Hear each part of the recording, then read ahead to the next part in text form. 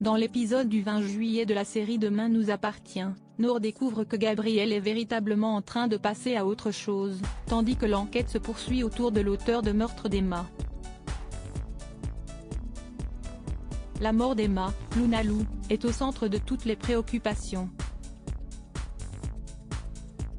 Au commissariat, Karim, Sami Garbi, et Georges, Mayel El Ajaoui, suivent la piste d'un homme portant une casquette marquée d'un dessin de requin. Un homme qui commence à être repéré dans toute la ville. Charlie, Clémence Lassala, l'a vu en train de regarder les serveuses de la paillote de manière insistante et déplacée. Mais il a aussi été vu par Violette, la cousine de Sarah Reynaud qui passe un séjour avec sa famille. L'occasion pour la policière et sa compagne de se rendre compte que tout n'est pas clair dans cette famille. Outre les amis imaginaires qui obsédaient la jeune Violette dans son enfance, Roxane découvre qu'elle est forcée de prendre un traitement médicamenteux par sa mère chaque soir. L'adolescente n'est malheureusement pas prise au sérieux dans sa famille concernant cet homme à la casquette qu'elle assure avoir vu. Pendant ce temps-là, les proches d'Emma lui rendent un ultime hommage. Audrey, Charlotte Gaccio, se sent vaseuse depuis quelques jours. Elle ne supporte plus certaines odeurs et semble barbouiller.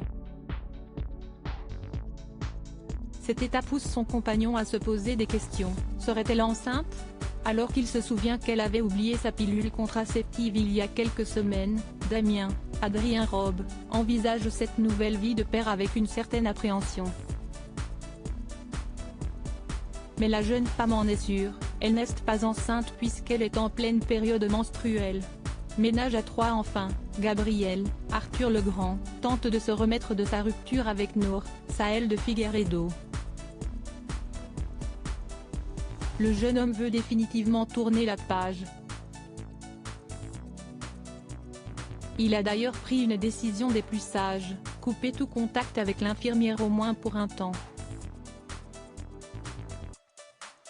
Mais voilà, après seulement quelques heures d'une parenthèse silencieuse, le jeune homme a repris contact avec elle pour lui poser une question un peu particulière. Quel est le dessert préféré de sa sœur, Soraya, Kenza Saïbi Couton?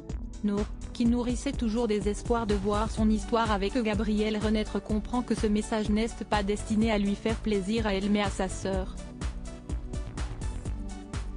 En effet, Gabriel veut inviter Soraya à dîner, en présence de sa mère pour la remercier de l'avoir défendue.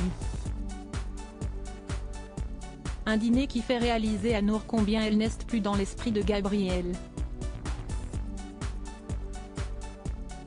Pourrait-elle avoir été remplacée par Soraya ?